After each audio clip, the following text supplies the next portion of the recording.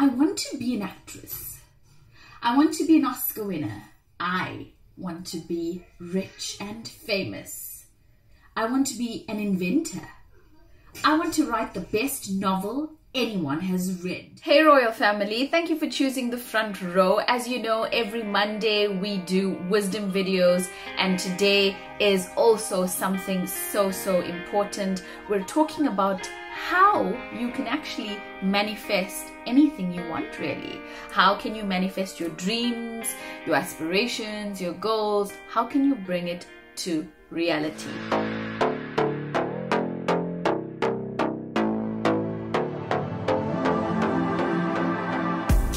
Thinking about a dream is probably one of the most easiest things to do as an adult, and it is also sometimes a little bit too overwhelming. We often find ourselves dreaming the big picture, thinking about a life that we want out of our circumstances, and more often than not, it leads to nothing. So in this video, I want to help you to achieve some of your goals, or if not all of your goals and all of your dreams. And the only way we can do that is if we focus our attention on these 10 steps on how you can manifest everything and anything that you need. The first thing you got to do when you are thinking about how to manifest a goal, a mission, a dream, whatever it is to first ask yourself, why?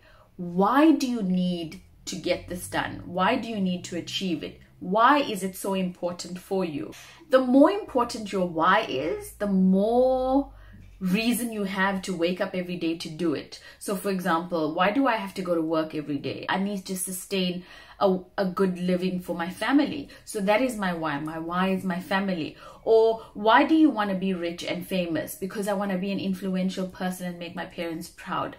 Perhaps that's your why. Or why do you want to be the best shoe brand in the world? Because I want to never see someone without shoes, because I grew up not having shoes. Whatever the reason is, your why needs to be so strong that it outweighs the excuses for you not doing it. So it's very important to write down what that why is, even if you have to stick it up on the wall so you can look at it every day. For me, what works is that I put it on my phone because that's something I look at every day. Some people like to put things on their fridge because they look at their fridge every day, the door of their fridge every day. So whatever works for you. Step number 2, write it down. If you watch a lot of motivational videos like I do, I'm sure you would have bumped into most motivational speakers that say if you write it down, it will resonate with you and it will be, there's a higher possibility of it actually coming true.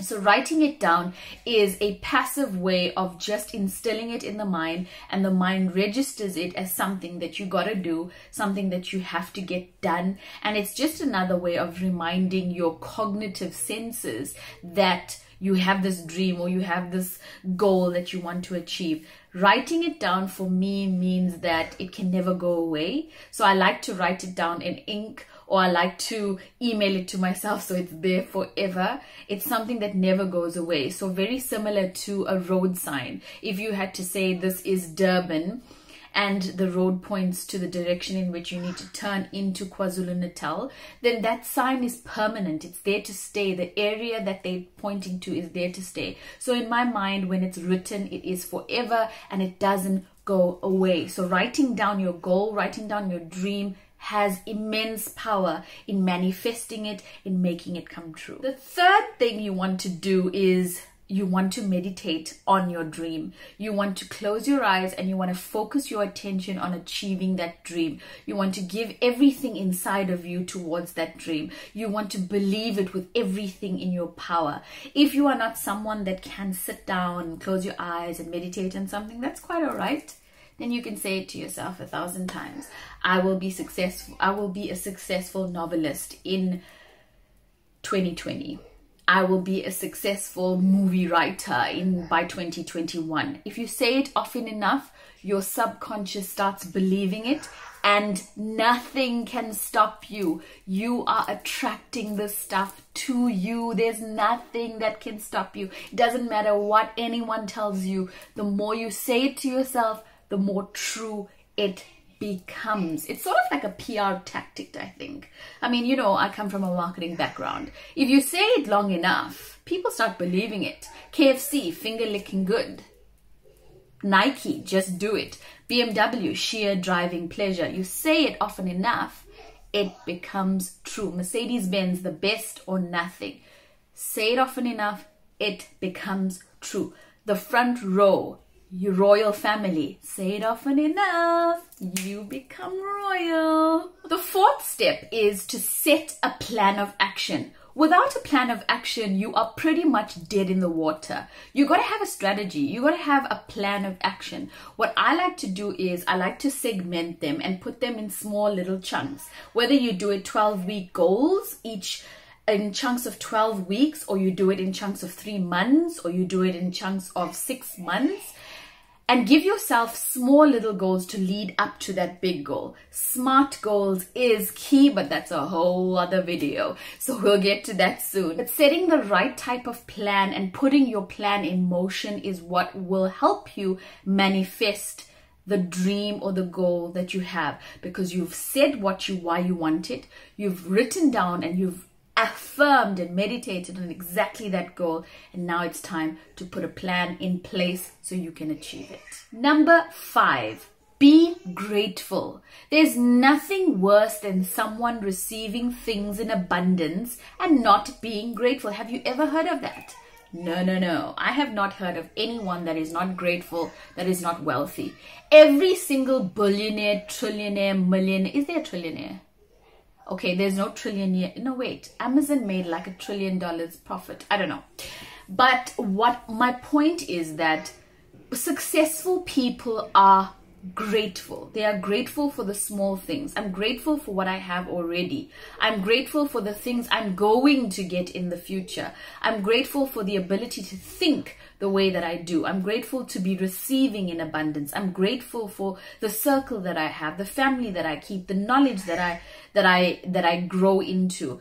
I'm grateful for the person that I am. And I'm grateful to be able to think like this every day and to grow and to learn and to be better. Whatever the case is, be grateful, be thankful, so that when you are, the more thankful you are, the more